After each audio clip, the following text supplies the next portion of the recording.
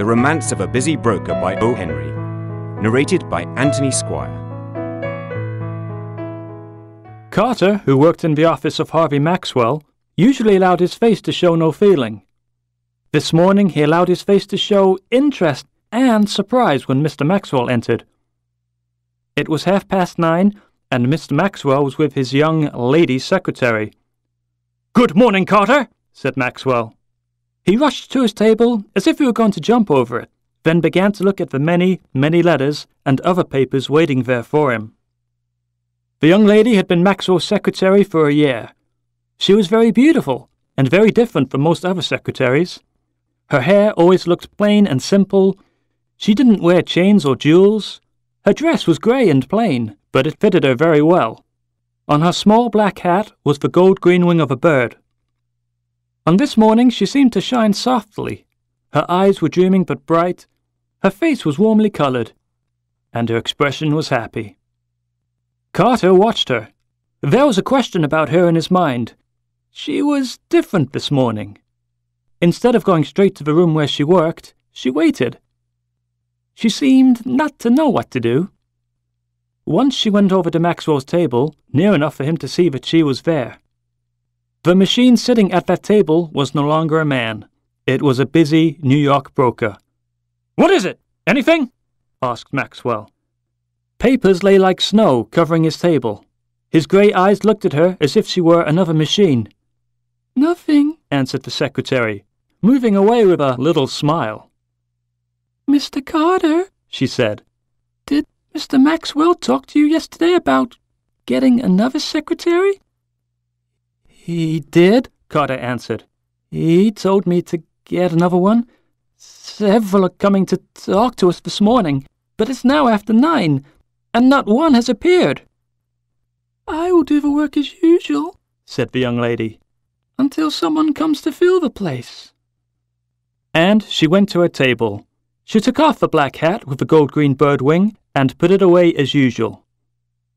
If you have never seen a busy New York broker on a busy day, you know little about men at work. Every minute of a broker's hour is crowded, and this day was Harvey Maxwell's busy day. Beside his table stood a machine. From this came a long, narrow, endless piece of paper, bringing him business news as soon as it happened. Men began to come into the office and speak to him. Some were happy, some were not. Some were in a hurry, some were full of anger. Boys ran in and out with letters for him to read and answer at once. Carter's face now showed that he was alive. The other men who worked in the office jumped around like sailors during a storm. And there were storms in the business world, fearful storms. Every storm was felt in the broker's office.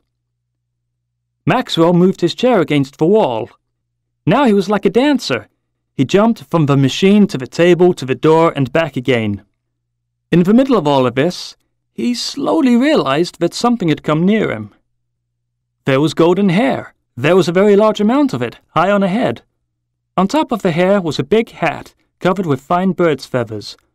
There was a long silver chain hanging from a neck until it nearly touched the floor. And among all these things, there was a young lady.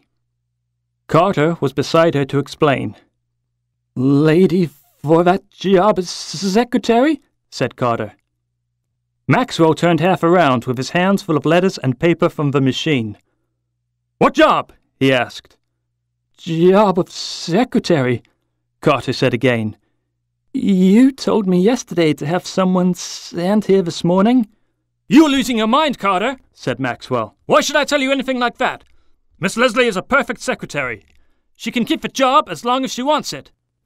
To the young lady he said, "There is no job here." And to Carter he added this order.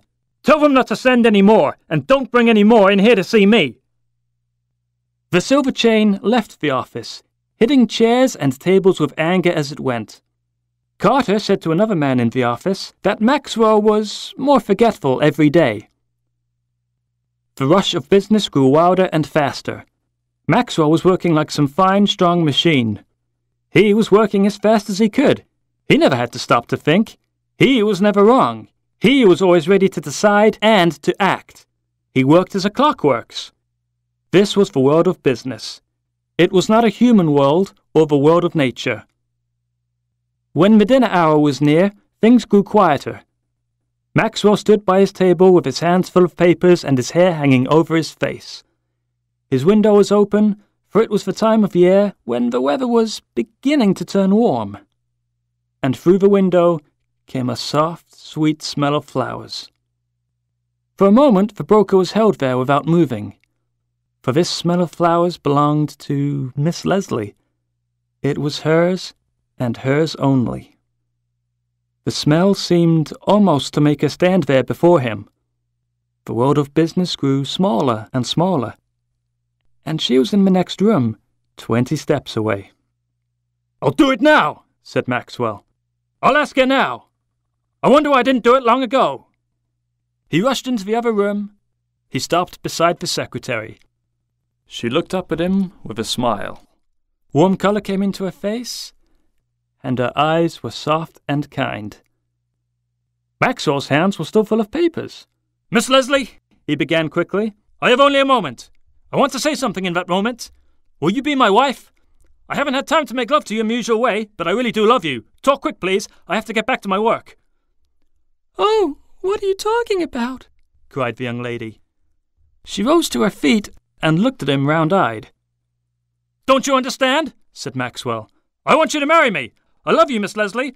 I wanted to tell you, so I took this moment when I wasn't too busy. But they're calling me now. Tell them to wait a minute, Carter.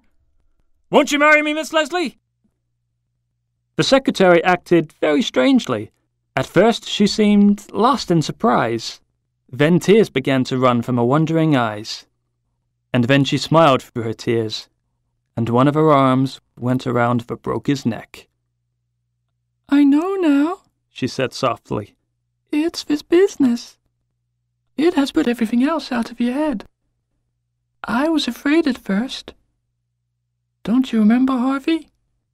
We were married last evening at 8 in the little church around the corner."